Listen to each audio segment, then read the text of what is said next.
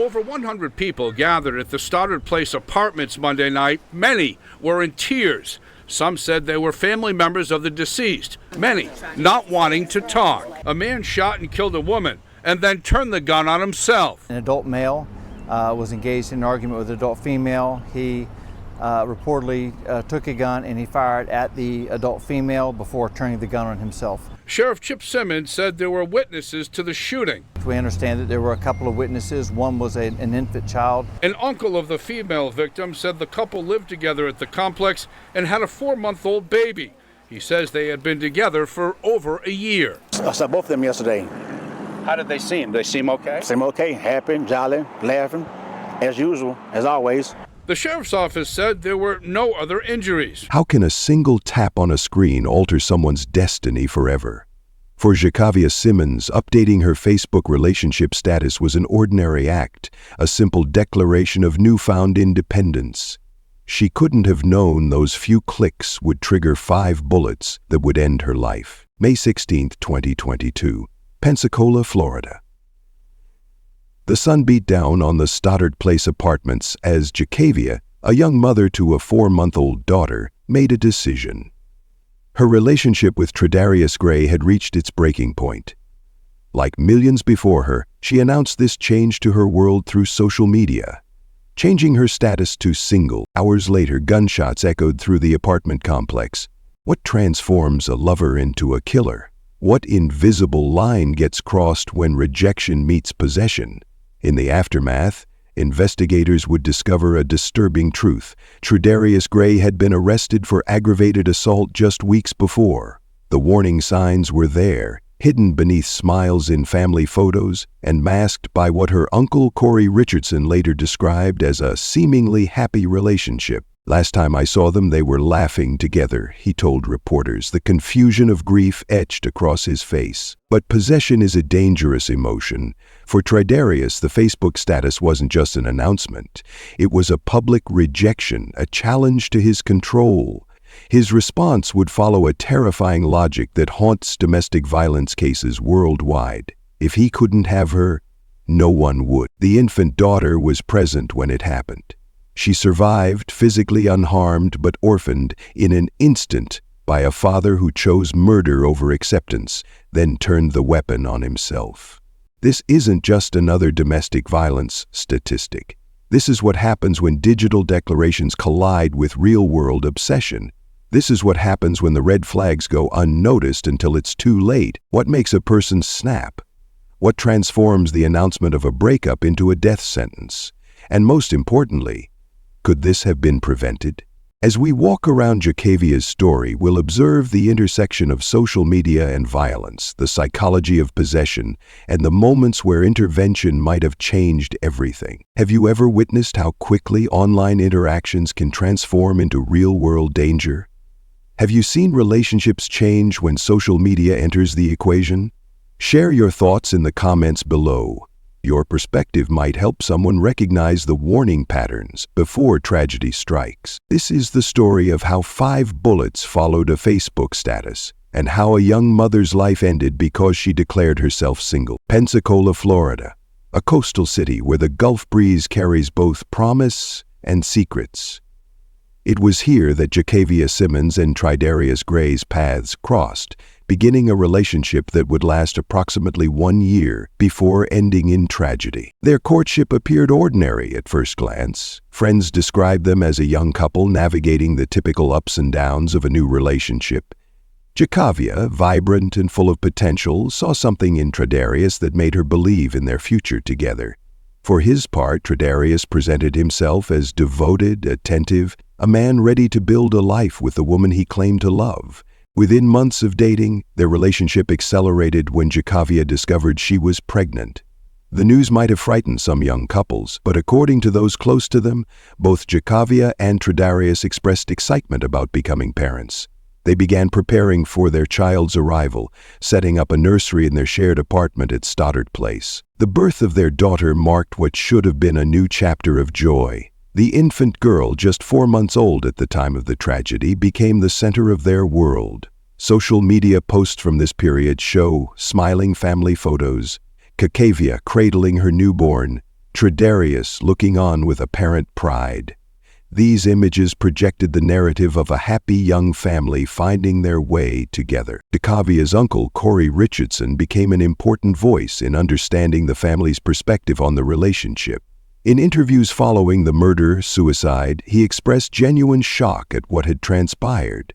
"The last time I saw Jacavia and Tredarius, they were happy and laughing together," he recalled, struggling to reconcile those memories with a violent outcome. The family had no obvious concerns about Tredarius. To them, he appeared to be a suitable partner for Jacavia and a loving father to their infant daughter. This perception made the eventual violence all the more incomprehensible to those who knew them. But beneath this veneer of domestic contentment, fault lines were forming. While Jacavia was building a life as a young mother, Tredarius was accumulating a troubling legal history. Court records eventually revealed multiple arrests, a pattern of behavior at odds with the family man image he projected. Most alarming was an aggravated assault charge just weeks before the murder.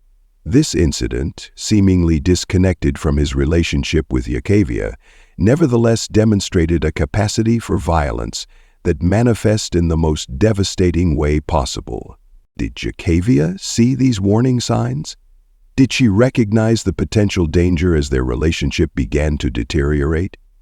The evidence suggests she was taking steps toward independence. The Facebook status update that ultimately triggered the violence wasn't an impulsive act, but rather the public declaration of a decision already made. Text messages recovered from their phones revealed increasing tension in the weeks before the tragedy. Arguments about parenting responsibilities, financial stress, and Tredarius's legal troubles created fractures in their relationship. Friends reported that Jacavia had begun discussing her concerns, though she never explicitly mentioned fearing for her safety. This complex reality, a relationship that appeared functional on the surface while deteriorating underneath, is tragically common in domestic violence cases. The public face of the relationship, captured in family gatherings and social media posts, showed little indication of the possessiveness that would ultimately turn deadly. For Tredarius, the relationship had become something to control rather than nurture. When Jacavia began asserting independence, what might have been a difficult but normal breakup instead triggered a catastrophic response. His actions suggest he viewed Jacavia not as an autonomous person with the right to end their relationship, but as a possession he couldn't bear to lose. Their story reflects the dangerous intersection of love, control, and violence. How relationships that begin with genuine affection can transform when possession replaces partnership. For Jacavia and her daughter, the consequences of this transformation would prove devastating, turning what should have been a new beginning into an abrupt and violent end. Behind the family photos and shared apartment lay a troubling reality that few in Jacavia's life fully grasped. Tredarius Gray wasn't simply a young father struggling with the pressures of new parenthood. He was a man with a growing criminal record that foreshadowed the violence to come. Court documents revealed multiple arrests throughout Tredarius's adult life. While the full extent of his criminal history wasn't immediately apparent to Jacavia's family, these encounters with law enforcement painted a picture of escalating behavior that should have raised alarm.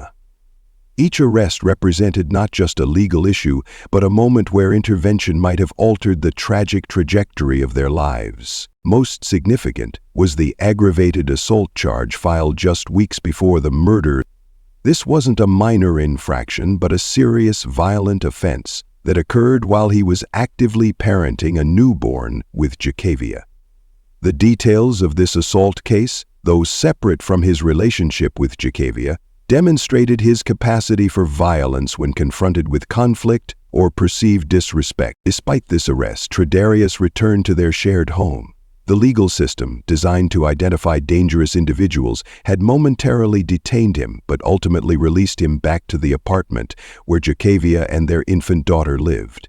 This represents one of several critical junctures where different decisions might have saved lives. The aggravated assault charge created ripples in their relationship.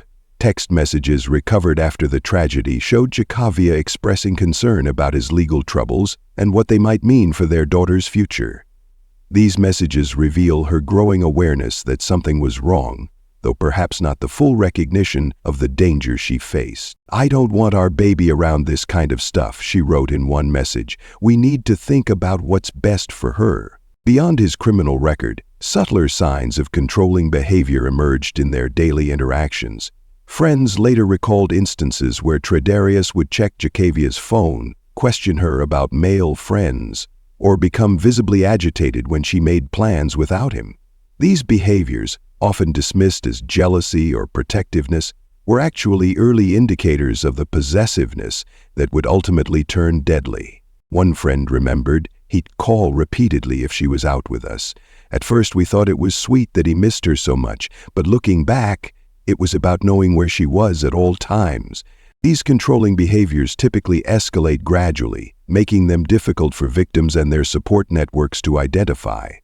For Jacavia, what might have begun as attentiveness slowly transformed into surveillance, creating an environment where her independence became increasingly restricted. The psychology behind such possessiveness often stems from deep insecurity and fear of abandonment. For men like Tredarius, their partner's independence isn't viewed as healthy autonomy, but as a threat to their control and self-worth. This distorted thinking transforms normal relationship changes, like a breakup, into perceived catastrophic betrayals that demand response. Experts in domestic violence point to several key risk factors that were present in Jacavia and Tredarius's relationship: his history of violence, the presence of a firearm, recent separation or plans to separate, and extreme jealousy or possessiveness. Each factor individually raises concern. Together, they created a volatile situation, primed for tragedy. What makes these warning signs particularly devastating in retrospect is how they remained largely invisible to those who might have intervened. Jacavia's family, including her uncle Corey Richardson, saw only the surface-level happiness. The couple's ability to present as normal and functioning, laughing together at family gatherings, caring for their infant daughter, created a facade that masked the dangerous reality underneath. This disconnect between public perception and private reality is what makes domestic violence so insidious and so difficult to prevent. The warning signs were there, accumulating like storm clouds on the horizon, but without the context to understand their significance, those who loved Jacavia couldn't see the danger until it was too late. May 16, 2022 began as an ordinary Monday in Pensacola. For Jacavia Simmons, however, it marked a pivotal moment, the day she decided to publicly declare the end of her relationship with Tredarius Gray. After months of mounting tension, legal troubles, and growing concern about their future together, she made what countless others do when ending a relationship in the digital age.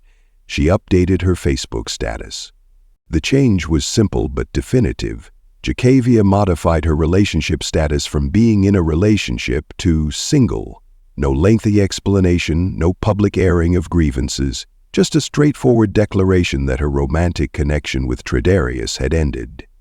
This digital announcement, visible to friends, family, and acquaintances, transformed a private decision into a public statement. For Jacavia, this update likely represented a step toward reclaiming her independence.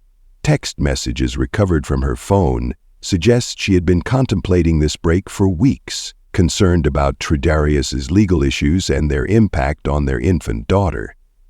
The Facebook update wasn't impulsive, but rather the culmination of a decision process that had been unfolding behind closed doors. A friend who spoke with Jacavia that morning recalled, "She seemed relieved, like she'd finally made a decision she'd been putting off. She talked about making a fresh start for herself and the baby." What Jacavia couldn't have anticipated was how this digital declaration would affect Tredarius. When he saw the status change, the public nature of the announcement added a dimension of humiliation to the rejection. It wasn't just that she was ending their relationship. She was telling everyone they knew. For someone already struggling with control issues, this public dimension proved catastrophic. Tredarius's reaction was immediate and intense. Phone records show a barrage of calls and messages to Jacavia in the hours following her status update.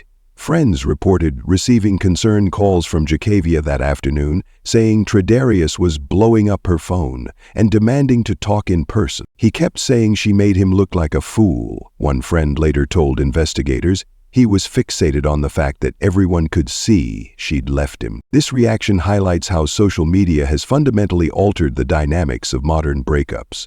Before platforms like Facebook, ending a relationship was largely private. Information spread through conversations and personal interactions, giving both parties time to process the change before facing public knowledge.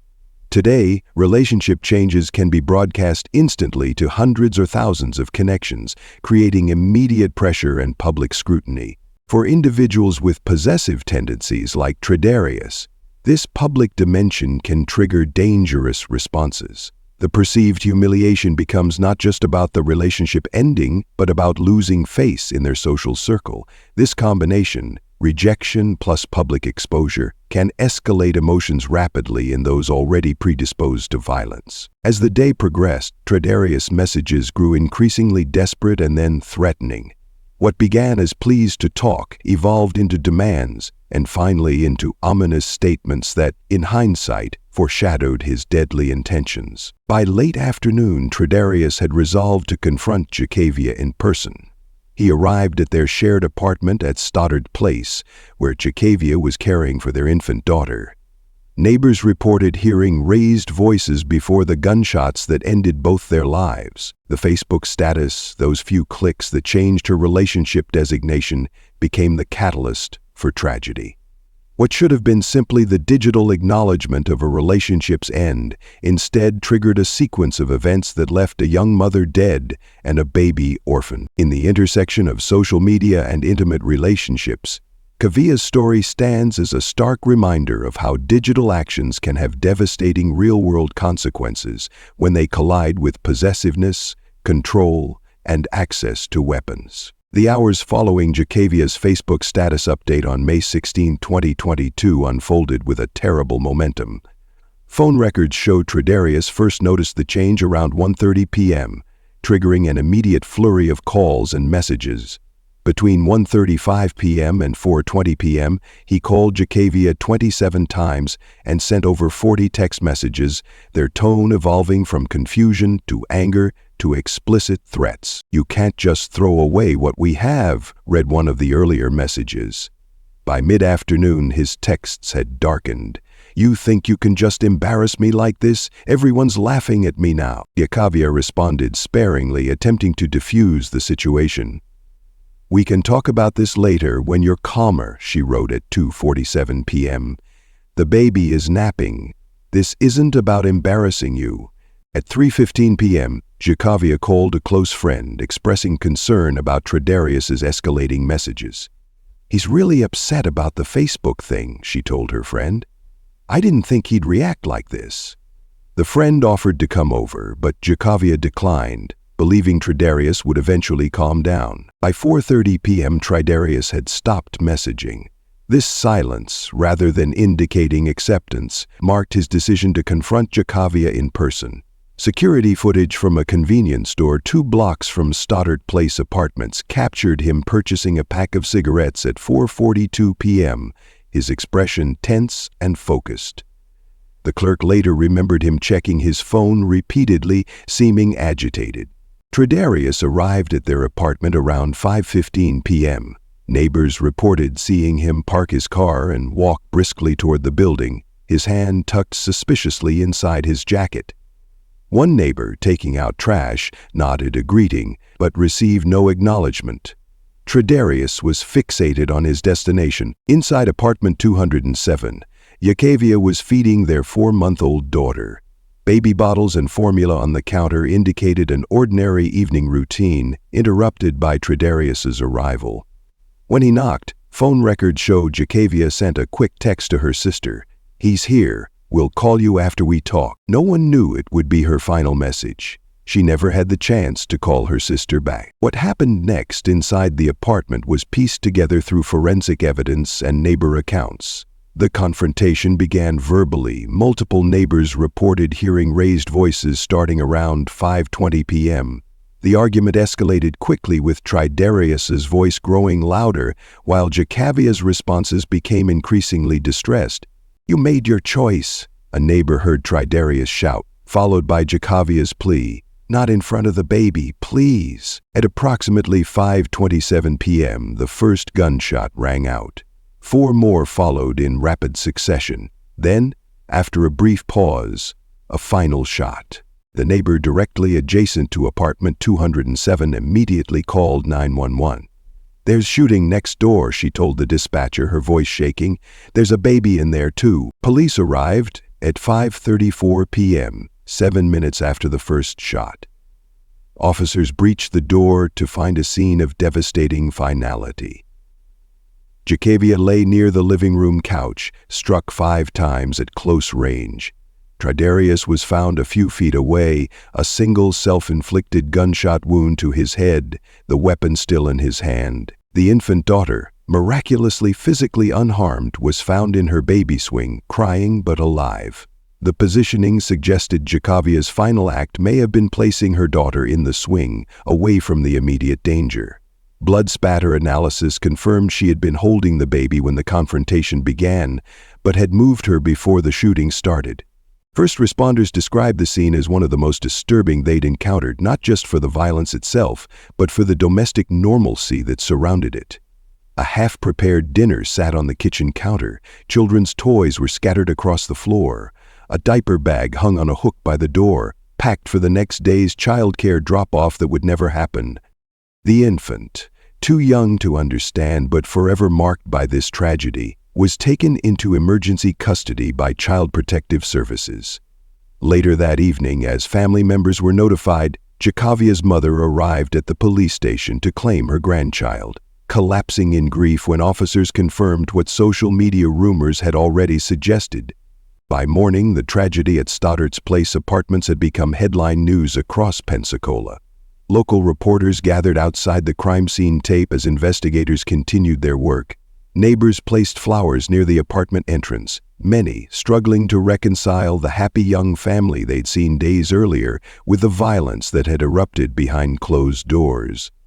What state are you watching from? Has a case like this happened in your area? Domestic violence knows no geographic boundaries. These tragedies unfold in communities across the country, often hidden until they explode into headlines. Share your thoughts in the comments below. The investigation into the murder-suicide at Stoddard Place Apartments proceeded with grim efficiency. Escambia County Sheriff's detectives processed the scene throughout the night of May 16th and into the early hours of May 17th, 2022. Their methodical work revealed a straightforward but devastating sequence of events. Gradarius Gray had shot Jacavia Simmons 5 times before turning the gun on himself. Ballistics confirmed all 6 shots came from the same weapon, a 9mm handgun registered to Tridarius. Despite his recent arrest for aggravated assault, he had legally maintained possession of the firearm, highlighting a critical gap in the system designed to keep weapons away from potentially dangerous individuals. The investigation uncovered the extensive history of text messages between the couple, documenting the relationship's deterioration and Tridarius' increasingly controlling behavior. These messages, along with witness statements from friends and neighbors, painted a picture of escalating tension that exploded into violence. For Jacavia's family, the investigation's findings offered little comfort. Her mother, now suddenly responsible for an orphaned grandchild, spoke through tears at a family gathering days after the tragedy. "My daughter was trying to make a better life for herself and her baby. She didn't deserve this. Nobody deserves this." Jacavia's uncle, who had previously seen the couple as happy together, expressed the disbelief that rippled through the family. "You think you know people. You think you'd see something like this coming, but we didn't see it. How did we not see it?" The grief extended beyond immediate family. Friends organized a candlelight vigil outside Stoddard Place Apartments 1 week after the shooting. Over 200 community members attended, many bringing diapers and baby supplies to donate to local domestic violence shelters in Chikavia's memory. Local domestic violence advocates used the tragedy to highlight the dangers of separation, statistically the most dangerous time for victims of abusive relationships. When a victim takes steps to leave, the abuser often escalates to maintain control. What happened to Chikavia is tragic but not uncommon. We see this pattern repeatedly. The community response extended to practical support for the infant daughter who survived the tragedy. A GoFundMe campaign established by Chikavia's co-workers raised over $30,000 to support the baby's future needs. Local businesses contributed to a trust fund for her education, and a pediatric trauma specialist volunteered services to help address the invisible wounds the child would carry. Custody of the infant was granted to Chikavia's mother, who vowed to raise her granddaughter with knowledge of her mother's love, but shield her from the violent circumstances of her parents' deaths, until she was old enough to process such information. "This baby is all I have left of my daughter," she told reporters outside the courthouse after the custody hearing. "I'll make sure she knows how much her mama loved her." That's what matters now. The apartment where the tragedy occurred remained vacant for months afterward, the property management eventually renovating the unit completely before renting it to new tenants unaware of its history. A small memorial garden planted by neighbors near the complex code playground served as the only visible reminder of what had happened there. For those involved in the investigation, the case file was technically closed within weeks. Cause of death determined, motive established, no outstanding suspects. But for Chikavia's family, for the community shaken by the violence, and especially for the infant daughter who would grow up without her parents, the aftermath of those 5 gunshots would continue to reverberate through lives forever altered by a single day's tragic events. This tragedy reveals a pattern familiar to domestic violence experts, a sequence of warning signs that viewed individually might seem manageable but collectively forecast deadly violence. Understanding these indicators is crucial, not just for analyzing what happened, but for preventing future tragedies. This criminal history constituted perhaps the most visible warning sign. Court records showed multiple arrests, culminating in an aggravated assault charge shortly before the murder-suicide. Despite this documented pattern of escalating behavior, the perpetrator maintained both his freedom and access to firearms. "There's a dangerous gap in our system," explained a detective who works with domestic violence units. "An arrest for violent behavior doesn't automatically trigger restrictions on firearm possession unless specific conditions are met. In many cases, those conditions aren't satisfied, leaving potentially dangerous individuals armed." Beyond criminal records, controlling behaviors often serve as precursors to violence. Monitoring whereabouts, excessive calling and messaging, and growing isolation from support networks represent textbook warning signs that frequently escalate toward physical violence. Safety planning is critical, emphasized experts. This includes preparing an emergency bag, establishing code words with trusted friends, documenting incidents, and knowing exactly where to go if a situation escalates. Social media adds complexity to modern relationship conflicts, creating new vectors for both control and escape. While a status update triggered this particular violence, social media can also provide vital connections to support networks that abusers often try to sever. "We're seeing dual patterns with social media," explained one researcher. "Abusers use these platforms to monitor and control victims, but victims can also use them to maintain connections that might ultimately help them escape. The key is understanding how to use these abilities safely." Digital safety planning has become an essential component of domestic violence prevention. Experts recommend regularly clearing browser histories, using private browsing modes, creating alternate email accounts, and being aware that shared accounts or devices may be monitored. For friends and family who suspect someone is in danger, experts emphasize the importance of remaining connected without judgment. Don't say just leave. That oversimplifies the complex barriers to leaving and may actually increase danger. Instead, say, "I'm concerned," and "I'm here whenever you're ready to talk." Community education represents another critical prevention strategy. Programs starting in middle school can help young people identify healthy relationship behaviors before patterns of control become established. Workplace training can create environments where victims feel safe seeking help. This case illustrates how domestic violence remains hidden until it erupts into headlines. By understanding the warning signs, knowing available resources, and creating communities that support victims rather than isolating them, similar tragedies might be prevented. For every case that ends in headlines, countless others simmer below the surface.